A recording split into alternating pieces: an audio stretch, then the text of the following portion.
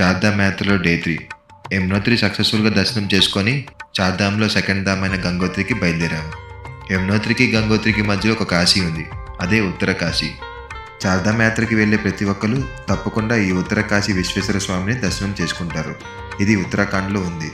పార్కింగ్లో vehicle park చేసుకొని ఇంకా కాశీ విశ్వనాథ స్వామిని దర్శనం చేసుకుందామని టెంపుల్లోకి వెళ్తున్నాము. మహాభారత కాలంలో ఈ ప్రాంతాన్ని వర్ణవత్ అనే పేరుతో పిలువబడినని చెప్తారు. మహాభారత సమయంలో పాండవులు తలదాచుకున్న లంకా ఇంటిని కౌరవులు తగలపెడతారు. అయితే ప్రమాదాన్ని ముందుగానే పసిగట్టిన పాండవులు అక్కడి నుంచి తప్పించుకుంటారు. ఆ సంఘటన జరిగిన ప్రదేశాన్ని ఈ ఉత్తరకాశీ అని అంటారు. ఈ ప్లేస్కి ఇంకో పేరు కూడా ఉంది, అదే సౌమ్య కాశీ అని కూడా అంటారు. ఒకప్పుడు చోటా చార్ధామ్ యాత్ర ఈ ఉత్తరకాశీ నుంచే స్టార్ట్ అయ్యేదంట. కాశీ క్షేత్రానికి అండ్ ఉత్తరకాశీకి దగ్గర పోలికలు కనిపిస్తాయి. కలియుగ 2వ పాదంలో కాశీ విశ్వనాథ స్వామి ఇక్కడే ఉంటారని పురాణాల ప్రకారం చెప్పబడుతున్నాయి.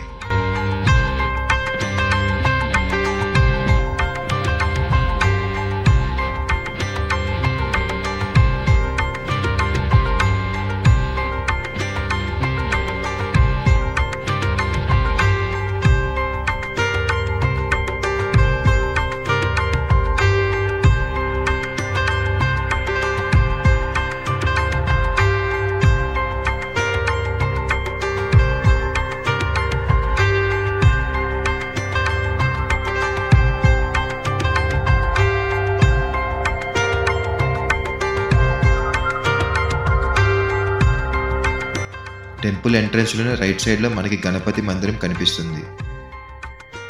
ముందుగా మనం వినాయకుడిని దర్శనం చేసుకొని ఇంకా కొంచెం ముందుకు వస్తే అక్కడే కాశీ విశ్వనాథ స్వామి టెంపుల్ కూడా ఉంటుంది.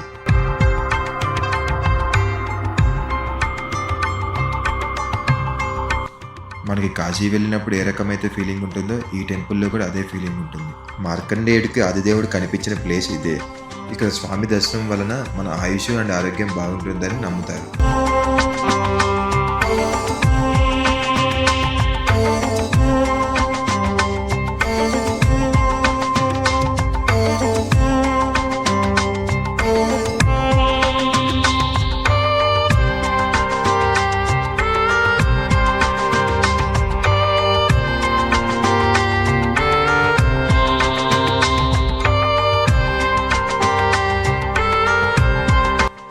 టెంపుల్ ఎంట్రన్స్లోనే మనకి నంది కనిపిస్తారు.